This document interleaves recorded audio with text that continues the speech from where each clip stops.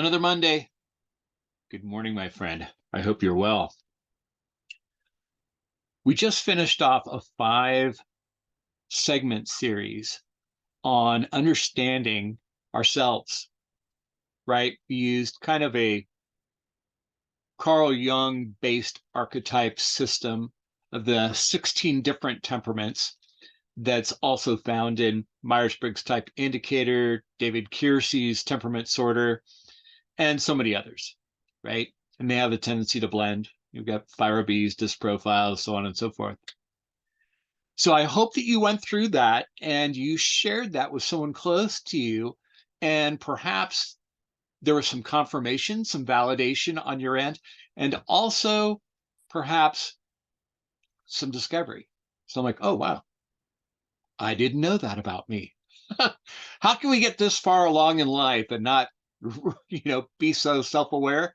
Well, let me tell you, you are not alone. We all have things that we are not aware of. And hopefully, discovering those things will give us greater insight into ourselves. But this next segment, and remember, join me on Wednesday for After the Coffee for a really good drill down on this. But we're going to talk about, well, disclosure and discovery. Let's pop into a illustration so that you can better understand what I'm talking about.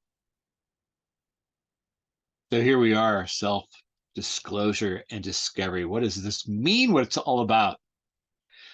Now I'm going to walk you through it. It's going to be a little bit cryptic, so you got to join me on Wednesday after the coffee to really get the drill down and understand the value of this model.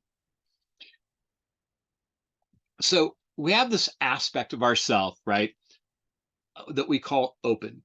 And open means is that it's information that we know about ourselves, and it's information that other people know about us, right? Especially those that we are acquainted with, family, friends, associates, whatever. We know the side of us that we show, and they know the side of us that we show. And there's a very subtle point that I'm making there. Then we've got this area where they see things that we're unaware of about ourselves. We call this the blind spot, right? So that's kind of interesting.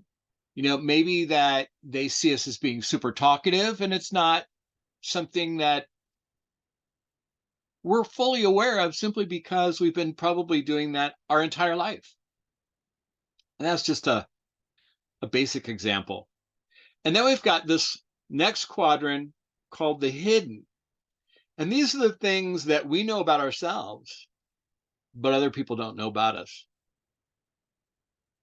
Whether we hold back in sharing those things simply because they're personal and private, or that they might be embarrassing. There's some type of fear involved in sharing that information. There's a certain level of, I don't know if I want to share this, right? But you might share some of it with a very close and trusted person.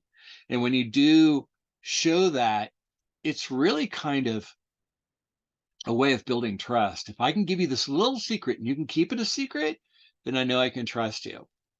If I give you this little secret and you go blab it all over the place, that'll be the last time I disclose anything to you, right?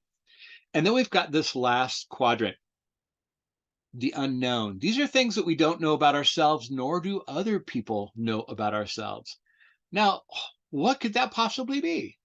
Well, it could be the fact that maybe you're a really good artist.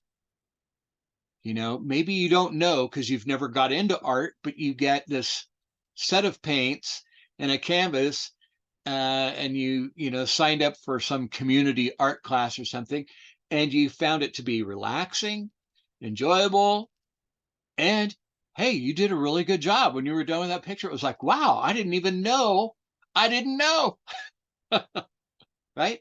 So these were actually the 4 panes of the Johari window.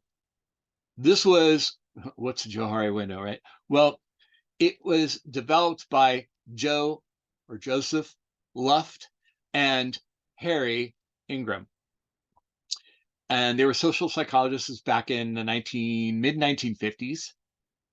But it's still very pertinent today. I use it a lot in my work to help people understand, kind of to deepen their self-awareness, to help them be able to see how they are showing up to others and what they're choosing not to disclose.